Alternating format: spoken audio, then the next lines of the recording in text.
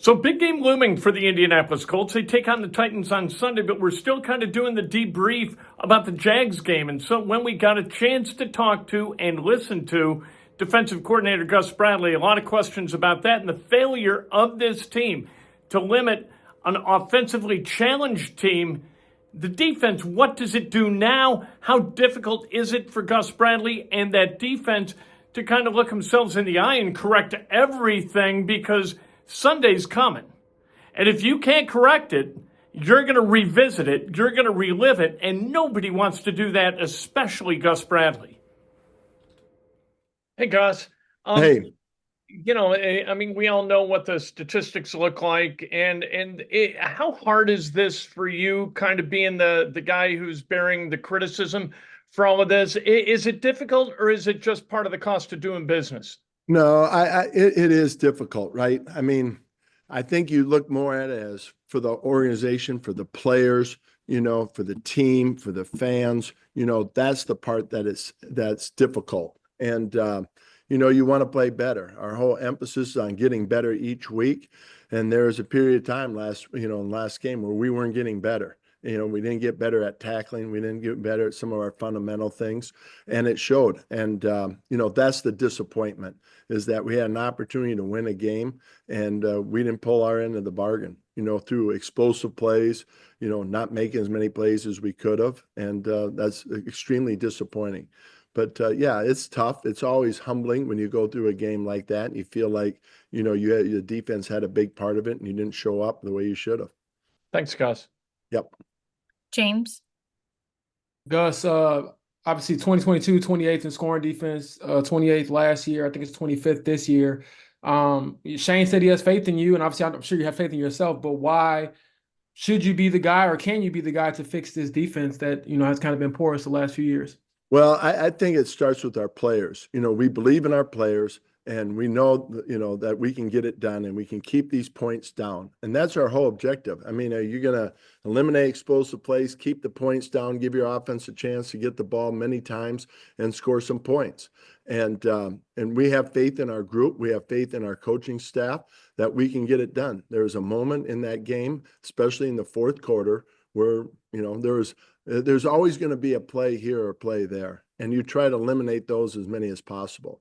But to get the points that they did in the fourth quarter, which was hard. So, I think it's all based on how you feel the team is handling it, how the group is handling it. Right now, our defensive guys are stung, and they want to get it right. We had a great meeting to go through all the tape. We watched, 85% of the plays, the tough ones for sure. And just the accountability part of it and making sure everybody understood what it should look like. And I think there's a clear vision. They understand what it should look like, as do we. And that gives me the faith that we can get this done. One quick follow-up. What do you think are just the constant themes to why you all haven't been able to get it done? Well, in this past game, explosive plays, right? I think when we play well, we limit the explosive plays. When we don't, we give them up. And, I didn't think in the first half we gave up the long pass for a touchdown. We gave up a screen for a touchdown. If you look at the explosive plays, there's one in single high, one in split safety, one in pressure, and one in man coverage. So it hit us in all of them. It wasn't like, oh, it was all in, split safety. Oh, it was all in three deep. We got hit in each one of those. And, and there were some big plays. You saw one where we missed tackles. We called a pressure and we had a couple guys at the point of attack, and it's a fast play that took place, but we got to make those plays. So, it comes back down to explosive plays. And if we limit them, and that's what we didn't do in the second half. The second half, they had more explosive plays than the first half, and that's why the score became what it was. Kevin. Gus, what goes into your decision each week in bringing more guys via pressure versus sticking with that front It's four? good. That's a great question. One, I think we look at, do we think our front can win? And also the protection. Now, last week, Jacksonville has a tendency, they do a lot of quick game, so they're a heavy quick game, especially out of 11 personnel. So you just go into it with the philosophy and saying, all right, how do we disrupt quick game? How do we get them into more of a drop back mode? So there's that part of it. And then another part of it, a lot of times in base defense or 12 personnel, teams will max protection. So then what is your personality? What is your flavor towards max protection? Can you win one-on-one, or do you need to bring pressure to affect the quarterback? And so that's where, like I said, you saw the 4 different deals, right? We brought pressure, we played man, we played split safety, and we played 3 deep, and we just didn't affect him as much as we needed to. At the end of the game, we tried to overwhelm him with pressure. We didn't get to him. He got in field goal position. They kicked the field goal and won. So we just got to find a way that when we call 6 or more guys on a pressure, we got to win. Nate, Hey Gus, when you look back through it, what do you feel like is the primary reason for the tackling issues going on right now? Well, I think, a lot of times it's like we make contact, but we're not finishing. We always say, you got to come up with a body part, come up with something, wrap up and drive for 5. I just don't think we're finishing like we need to, especially in space. Space tackling is where you're seeing some of the issues occur. Now, you're right. The long run, it was close quarter tackling, and we missed a bunch of tackles there too. So we just got to, play with good pad level and, keep driving for 5 and wrap up and somehow come up with a body part. And right now we're making contact, but we're not, making sure that they don't get any more after the initial contact. Joel, Does the secondary need to play a little closer to the line of scrimmage? It felt like when you guys running stunts and twists there in the first half, a lot of times there was an open receiver underneath, and so when you got guys open, when you got guys free on the rush, they couldn't get home. Right. I think that's a great observation, Joel. There's times when we said, hey, let's get coverage where we were going to double the outside guys and make sure that they didn't get an explosive play. And when you do that, you get zone drops, you get some space and they hit the check down. And I think if you really watch the tape, you saw that I think they hit us with an initial check down and got like 10 yards or so. And then after that, we just started playing more man coverage. And, we were playing more man coverage, and then we got hit on that screen, and it slowed it down a little bit. So, that's, I'm probably giving too much information, but that's actually what happened. We got a check down. They got some yards. We went to man coverage. We were doing pretty good. We had some wins, a 4th down win by JJ. They hit us on a screen. We had to regroup after that. And then, the rest was what you found out by watching the rest of the game. So, you're right. I think there are times that we got to play tighter coverage, and we just got to trust that the corners and the outside guys are going to win their one-on-ones.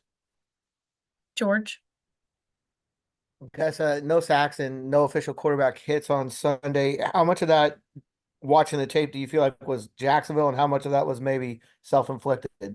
Well, we never got them really off schedule. There was times where those tackling take place. If you look, I mean, we had a chance to get them 2nd 9. They fell forward. They got 5 extra yards. So we never really got them into those situations where it was a drop back pass. It was always the quick game, especially out of 11 personnel. So that's, I think we looked up the stat. There's 400 and some quick game passes in the league so far this year, and there were 17 sacks. It's difficult. I think Joe brought up the point of playing tighter coverage to allow the rush to get there. But most of the time, you got to win quick on those things. So, that's what we're taking a good hard look at right now, because we know teams will continue to do that if they feel it's a way to slow down our pressure. and then we'll take our last question from James. Gus, can you explain at all, if so, why Dallas Flowers was waived? And then secondly, beyond that, I guess, how do you right the ship defensively when you do have a guys dealing with a lot of injuries at this point in the season? Well, first of all, let's talk about Dallas. I mean, love Dallas, love coaching him and what he was all about. He's a great man. And, this business is unfortunate that way. And, we've all been a part of it, going through tough times and challenges. And, I could go into more depth about him, but just as far as him as a man, but I have great respect for him. Now, as far as the roster, here's what I told the group, and here's what I think is important. Right after training camp, when we got together and we just named our 53, looked them in the eye and said, you all earned your opportunity to be a part of this 53. You were handpicked to be part of this 53. And, that because we trust you, because we believe in you, and we believe that if anything happens, you'll step up and make plays for us.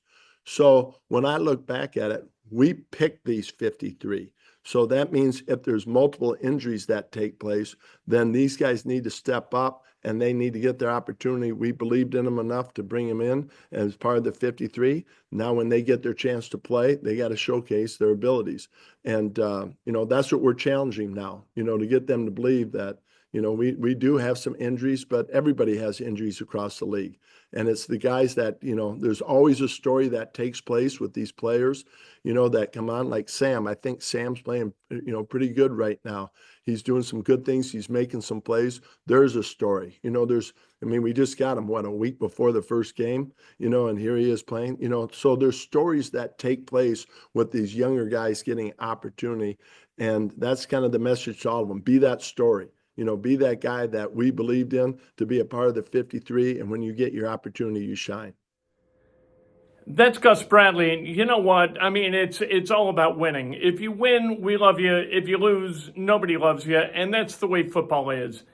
And Gus Bradley going through a tough time right now. But Gus Bradley, I'm telling you, Gus Bradley is a nice guy, but he's not a stupid guy. And he's not a guy who's going to let people off the hook for putting his job and his team in jeopardy. These guys got to step up right now. And he talked about the different schemes that were in play, and none of them worked. It wasn't a matter of the scheme, according to Gus. It's a matter of tackling. It's a matter of being where you're supposed to be. It's a matter of football fundamentals. We'll see if the Colts can finally find that fundamental greatness or competence, better put, competence, this Sunday against the Titans than they were in Jacksonville against the Jaguars.